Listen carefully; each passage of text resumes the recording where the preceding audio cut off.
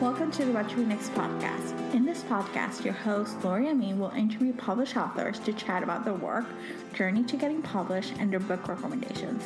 If you share a passion for books and always looking for your next read, then join us. Hi, Rachel. Welcome to What to Read Next podcast. Hi, I'm so happy to be here. So happy to have you here. So tell us a little bit about yourself. So my name is Rachel Blaufeld.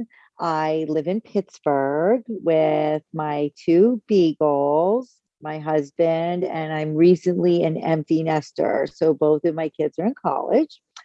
I have been writing for a long time, but I've been writing fiction since 2014. Before that, I wrote a lot of lifestyle and different blog posts or women tips on work-life balance. And then I got into fiction and here I am. So, and I'm a big coffee drinker, donut eater, runner, and early riser. So we're taping this in the evening, and probably when we're done, it's like to bed for me. Same here. I'm an early riser, so I understand. So tell us, so what got you to start writing fiction? So basically, I always say I was sort of an accidental blogger. That's how I started down this writing path. I was doing a lot of this work-life balance posts, and I was almost doing them just to keep myself accountable until one day a friend of mine said, "You have this huge audience for all of your writing." So I started down that road. I started getting blogging gigs, promotional gigs. And I started covering a lot of women entrepreneurs. So that's how I came to write fiction, because I wrote a piece on E.L. James back in, 2012 or 2013, on how whether you were reading 50 Shades of Grey or not, or whether you thought it was a good genre, it didn't matter, because E.L. James was doing, what so many women wanted to do. She was, a well-known name. She created this dynasty for herself. You have to commend her, how she did that. Mm-hmm. So I took it from a different perspective. And during that time, I was interviewed by Katie Couric for her show on the 50 Shades of Grey series. And I happened to say in that time, I always wanted to write a romance book. And her producer said, well, you should. And that's how I came to be. So I took their advice and did it. Gosh, I love this. So let's chat about some of your recent releases you have this fall. You have two books. You have one that came out already in September and another one's coming up in December. So tell us about them. So last week I released, last week while we're taping this, I released Faded Sunset.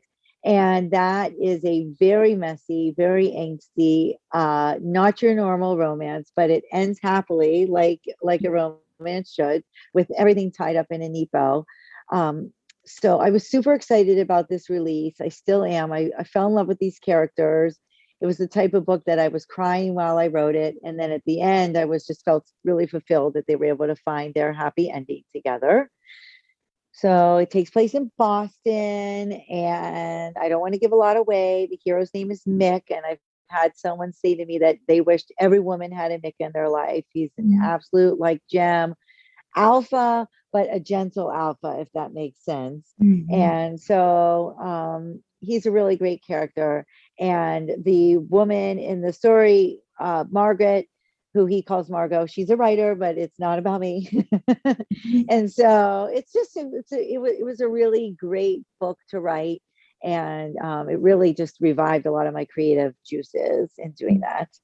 So it's out. And then coming up in December, I'm releasing a book called Grand Escape, which will be first book in a part of either a 3 or 4 book series. It's definitely going to be 3 to start. And they take place in the Cayman Islands, and they will all be standalones. Grand Escape will stand on its own. It won't end in a cliffhanger. It will have an epilogue, which is written already, and takes place at a resort called the Grand Escape. And it's going to follow some of the guests and some of the employees. And I really like where this one went. It's going to be the perfect winter break beach read. So it's great that it's coming out in December. My gosh, I feel like that's like a perfect pandemic escape book, Yeah, that's exactly right. So exactly.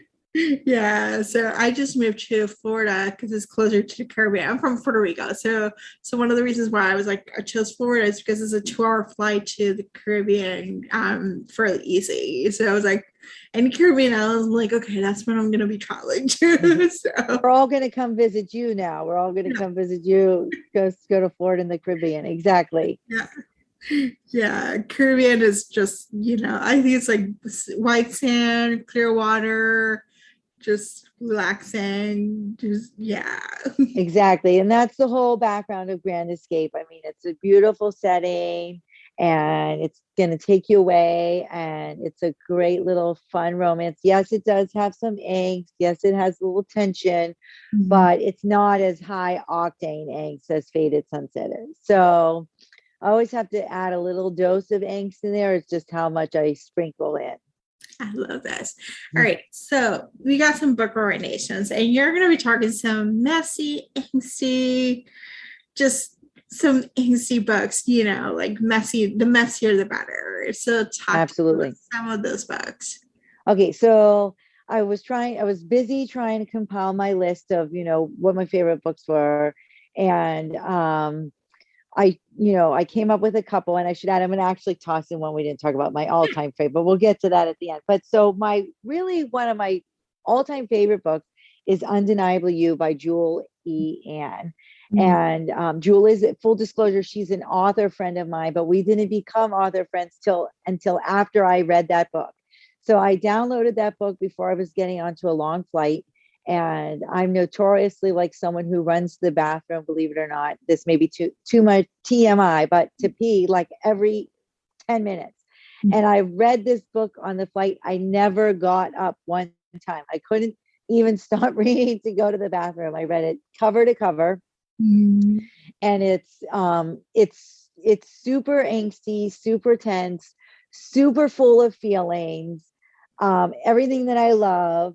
And it's just so great. I mean, it was just I laughed, I cried, and I did everything. My person sitting next to me probably thought I had really lost it. So that's really my all-time favorite. And then of course I reached out to Jewel after that, and we've been author friends since.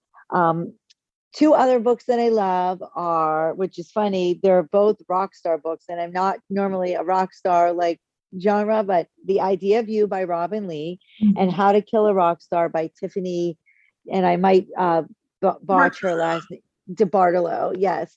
So those two are rock star books, and I just the elements. I mean, first of all, The Idea of You is an unforgettable read. I recommend it to everybody who's going on vacation. Like, get that book, sit down, read that. It is so good. It will make your heart pound the whole time. And you will love Hayes, the hero, Mhm. and the young rock star, and the slightly older, can I say that? Divorcee. So heroine. So it's just a great book. I loved it. And I always like to think that it goes on in my mind. Their story goes on. And then How to Kill a Rock Star just has an epic ending. Like, it takes you on such a journey and an epic ending. So those are my two Rex. And then like one of my most favorite books ever is Undeniable by Madeline Sheehan. So that book is just, and I think someone asked me last week, like, what genre do you think you could not write? And it would be, the motorcycle type gang romance.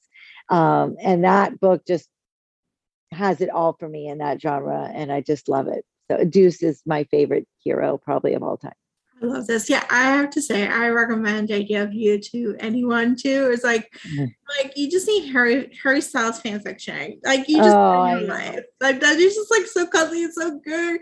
And yeah, I agreed. I could see them like just the story keeps going on and on and on. So it's not the ending. It's just a to be determined. Like more. Correct.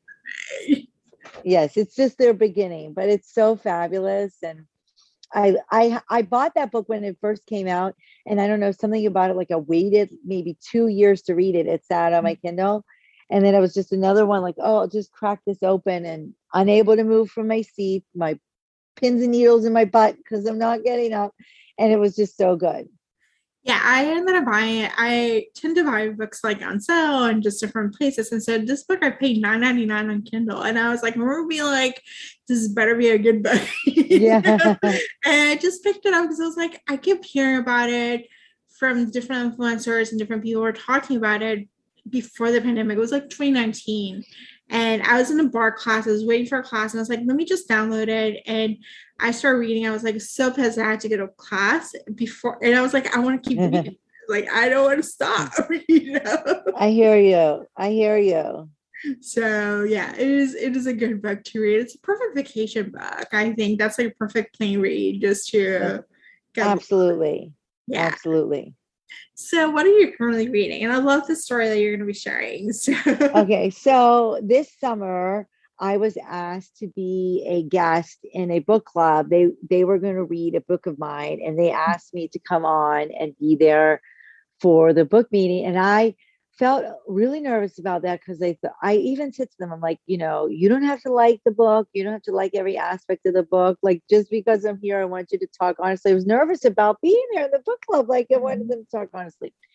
So I was the guest author. It was so much fun. They actually invited me to come to the meeting before my book so they could introduce me. And so I sat in and listened to their conversation. I can't remember which book they read at that point because I was just a guest. And then they read my book. And then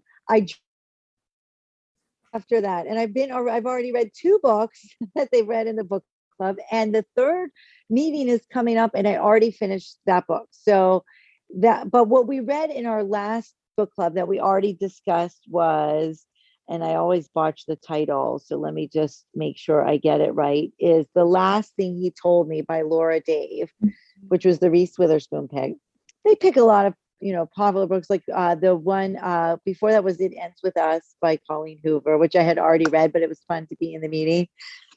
And so this Last Thing You Told Me with Laura Dave was awesome. I didn't know anything about it other than it was a Reese book. I just downloaded it, and it's really great. I mean, it's not a romance. It definitely has a few romantic elements to it, but it's women's fiction. It has some suspense to it. Really interwoven details and characters, and I really loved it. It was great. So now I'm reading 800 Grapes by Laura Dave, which I think is a bit of a more of a romantic tale than The Last Thing You Told Me. And I'm really enjoying that too. It takes place in Napa, Sonoma area, which is actually where I went on my honeymoon, what feels like, 5 million years ago. But it's really good. So I'm super enjoying that. And coming up next for our next meeting, we are reading The Stillwater Girls by Minka Kent. Woo! So yeah, so it's actually really great for me because it takes a lot of the brain. I don't have to choose a book to read. I still like to read, and I try and be like real pragmatic about how I choose a book. I don't like to read when I'm like the kind of genre that I'm writing. So I like to read something else. But this is great because they pick the book. I always tell them I don't want any input. I just pick a book. And I've been liking every choice, and it's fun for me. I get to go and chat books, and yeah, I really like it. I love it. And you get a little mini book community. You get other people to talk to. So it's fun. It's really fun. It's great to hear also, like, everything else that they're reading. Like, it's fun just to hear. And a lot of times they mention, like, I'm reading this book by so-and-so. I'm like, oh, I know her. That's my good friend. And it's fun to hear that people that I know are having their books read. It's really great. I love this. I love book clubs. That's something I missed actually. I had a book club going on during the pandemic and it was great. And then life got busier with everything else. Right. So, like, well, this is over Zoom, actually. This book club is over Zoom, which is fantastic. So we, everybody's just like in their PJs and they're comfy, and you don't have to put makeup on or anything. It's just easy. I love this. All right. So tell us where you can find you online. Okay, so I'm Rachel Blaufeld. You can find me on Twitter at Rachel Blaufeld, Instagram at Rachel Blaufeld. That's Blaufeld. And also, I think it's Rachel Blaufeld, the author, on Facebook for my page. And my reading group is called The Electric Readers. My first book is called The Electric Tunnel. So that's what that's from. You can find us there. That's where you'll find me the most. And I don't TikTok. I know that I should. I know that I have to, but I don't tick and I don't talk. And that's basically everywhere you'll find me. And I have a website, www.rachelblaufeld.com. You can always contact me that way. All my books are there. And I'm hoping to return. I have a number of signings lined up for 2022, which I'm excited for. So I hope that all stays and happens and sticks in place. Oh, that's exciting. Yes, I'm excited for signings to come back again. Yes. I love that. So thank you, Rachel, for being on the show. Thank you for having me. This was great. If you enjoyed this podcast, feel free to share with friends, subscribe, rate, and review the show. This is the easiest way to support the podcast. Today's episode's partner is Libra FM. If you're an audiobook listener, then you should add Libra FM as your go-to source for paid audiobooks. Libra FM makes it possible for you to buy audiobooks through your local bookstore. Memberships start at $14.95, and they also have great sales for women's audiobooks each month for $3.99, thanks to the Kiss Club. To sign up for Libra FM, please visit whattoreadnextblog.com/LibraFM. You will receive a free audiobook when you sign up for a monthly subscription. If you purchase a subscription through our link, you will be supporting the podcast at no cost to you. The What to Read Next podcast is part of the Frolic Podcast Network. Please visit frolic.media/podcast to discover new shows to tune in. Thank you so much for listening and have a great day.